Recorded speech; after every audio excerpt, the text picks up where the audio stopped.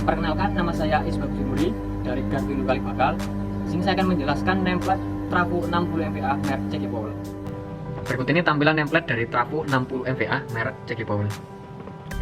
Dimulai dari yang paling atas, pada template terdapat sebuah logo dan juga keterangan merek, yaitu CG Powell. Jadi trafo ini diproduksi oleh perusahaan CG Powell. Selanjutnya ada serial number atau nomor seri, berupa beberapa angka yang merupakan identitas dan berfungsi untuk identifikasi setiap trafo. Lalu di bawahnya year of manufacture, merupakan tahun di mana trafo tersebut dibuat. Pada trafo ini dibuat tahun 2018. Selanjutnya standar. Trafo ini menggunakan standar IEC, International Electrotechnical Commission 60076. Jadi pengujian, aturan, dan pembuatan trafo ini mengacu ke standar IEC. Standar IEC merupakan organisasi standarisasi yang menyusun dan menerbitkan standar-standar internasional untuk bidang elektrik, elektronik, teknologi, dan juga bidang teknologi elektro. Lalu selanjutnya red power. Di situ tertulis 36/60 MVA. Untuk 36 MVA merupakan standar penggunaan pendingin onan baik di sisi HV maupun di sisi LV. Sedangkan untuk 60 MVA merupakan power maksimum secara continuous dan juga di mana sistem pendingin onan baik HV maupun LV berjalan. Lalu emergency rating 120 derajat Celcius untuk spot. Jadi trafo ini mampu dibebani sampai dengan 150% dari rated power, tetapi dengan batas waktu tertentu. Perhatikan nomor berikut. Ketika trafo dibebani 90 MVA, maka akan muncul hotspot sampai dengan 120 derajat Celcius dan hanya bisa berlangsung selama 2 jam. Lebih dari itu mungkin akan timbul anomali atau bahkan breakdown. Dengan catatan suhu ambient 30 derajat Celcius. Selanjutnya cooling atau pendingin. Jadi trafo ini menggunakan sistem pendingin on-on dan juga on-off. On-on merupakan oil natural, air natural, di mana oil natural merupakan pendingin internal trafo berupa minyak pada main tank, sedangkan air natural merupakan pendingin eksternal trafo berupa angin yang melewati sela-sela radiator. Sama juga untuk on-off. Untuk oil natural berupa pendingin trafo pada main tank berupa minyak, sedangkan untuk air force berupa angin yang melewati sela-sela radiator tetapi dengan bantuan angin pada kipas angin. Sebagai contoh pada meter OTWT berikut ini, dari indikator meter tersebut, sistem on-off atau ketika fan on, yaitu pada saat suhu winding dan oil sudah menyentuh suhu 55 derajat Celcius, dan akan off kembali atau kembali on ketika suhu sudah menyentuh 50 derajat Celcius. Kemudian seismic disturbance.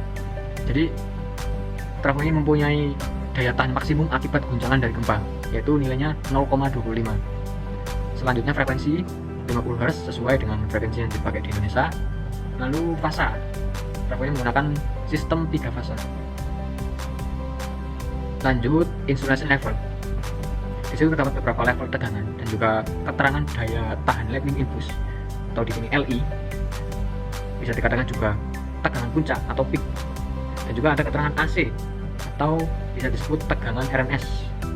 Sebagai contoh pada yang paling atas HV, tegangan tinggi 150 kV bisa menahan lightning impulse atau tegangan puncak sampai dengan 650 kV.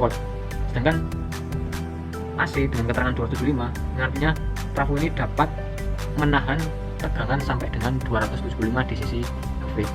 Sama halnya juga untuk AVN, BVN dan juga TV. Lanjut connection symbol. Jadi trafo ini menggunakan koneksi YN 0+D. Untuk YN yang pertama ini merupakan koneksi star atau bintang pada sisi HV. Jadi yang pertama ini sisi HV yang huruf besar. Kemudian YN yang kedua merupakan koneksi star atau bintang pada sisi LV. Lalu untuk 0 ini merupakan vector group atau bisa digunakan juga atau bisa dinamakan juga jam trafo ya. Jadi ketika di situ bersimbol 0, maka koneksi antara primer dan sekunder tidak ada perbedaan sudut fasa. Jadi menunjukkan angka 12. Dari gambar grafik sinus juga tidak ada perbedaan atau pergeseran sudut. Nah, berikut untuk gambar ini, gambar Y0.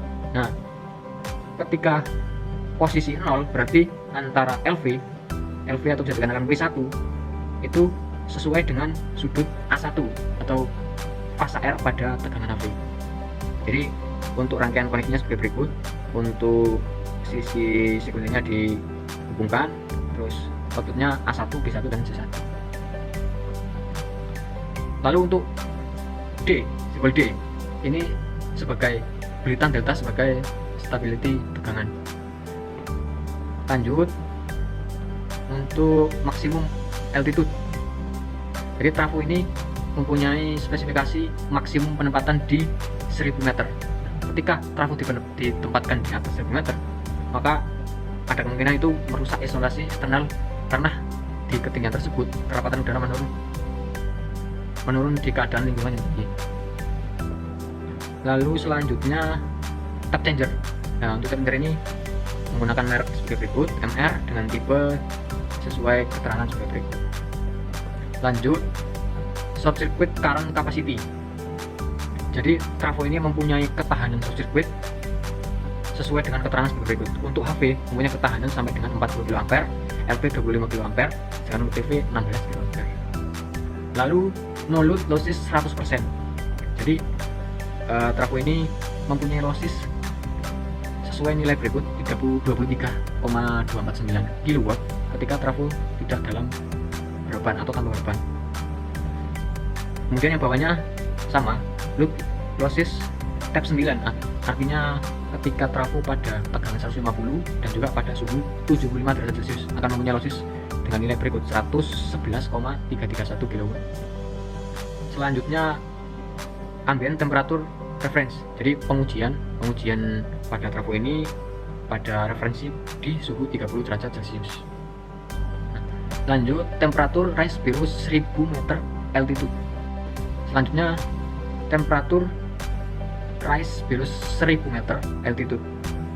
Jadi kenaikan suhu trafo ketika di bawah ketinggian 1000 meter. Untuk top oil itu dengan nilai 50 derajat Kelvin, sedangkan untuk average winding itu dengan nilai 55 derajat Kelvin. Kemudian vacuum stand capacity. Jadi trafo ini juga mempunyai kekuatan vakum di tiap-tiap bagian. Yang pertama main tank dengan kekuatan 0,133 kPa, sedangkan konservator dengan nilai sama 0,133 dan radiator juga dengan nilai 0,133. Selanjutnya tipe oil yang digunakan pada trafo ini yaitu linas, nitro dan juga hydra. Lalu selanjutnya keterangan berat. Jadi total berat pada trafo ini 105.000 kg. Kemudian untuk oil, berat oil 21.200 dengan trafo tanpa oil 66.000 kg. Kemudian core 32.600 dan juga winding 24.000 kg. Selanjutnya on loop tap changer.